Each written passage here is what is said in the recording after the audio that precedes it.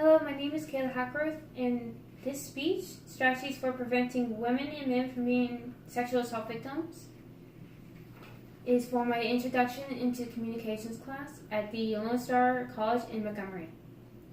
I'm here with my mom and my dad, and let's begin.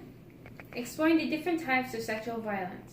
Did you know that 12.7 million people are physically abused, raped, and stalked each year? That's 2.5 victims every second. Sexual violence is present in many forms. I'm going to discuss a few common types of sexual violence that people should be aware of, and some quick tips on how you can avoid them. Sexual harassment. This does not always take the physical form. It could be verbal or nonverbal. If you feel unsafe or uncomfortable in any way, chances are it's a form of sexual harassment and should be reported promptly to the authorities. Stalking. Since someone following you frequently, you might want to talk to someone. While it might not start off as malicious, it could develop into a lot more. By walking with friends or in the crowd, the chances of you getting hurt can lessen. Coercion. Any sort of force or foul play should not be tolerated by anyone. If you or someone you know is experiencing any sort of coercion, it's time to speak to someone you know, like an authority figure. Sexual assault.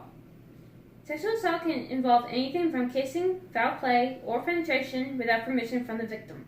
It typically involves some sort of coercion, even if the victim is trying to fight him or her off. Rape. The type of rape can occur anywhere in a public place or a private home and committed by anyone familiar or unknown. Be alert and be aware all the time and trust your instincts, because if something doesn't feel right, it's probably not. Diminished capacity rape. This form of rape occurs when the victim is in a vulnerable state and does not know how or what is happening or remember afterward. On October 7, 2013, the Better Health Channel website ran a special called Drink Spiking by the Australian Drug Foundation. They discussed how drink spiking can be linked to crimes such as sexual assault or even robbery.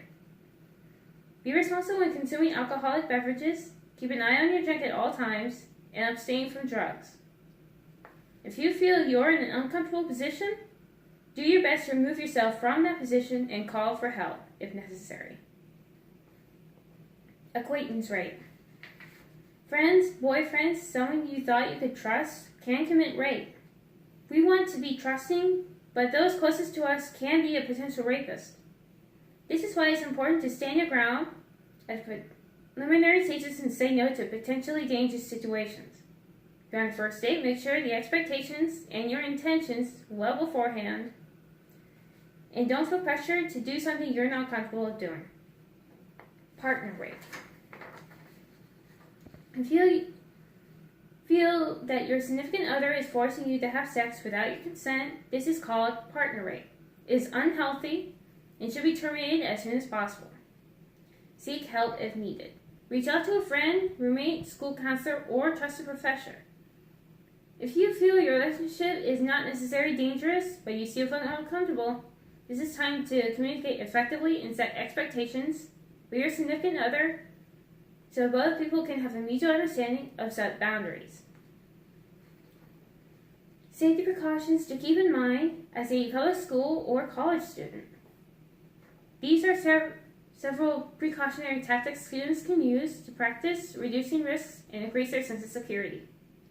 The following are steps for students to consider. Looking into self-defense classes. Self-defense is not only a good source of your health, it is a great way to protect yourself when needed. It trains people on awareness. Self-defense classes can be taken at your local recreational or community center.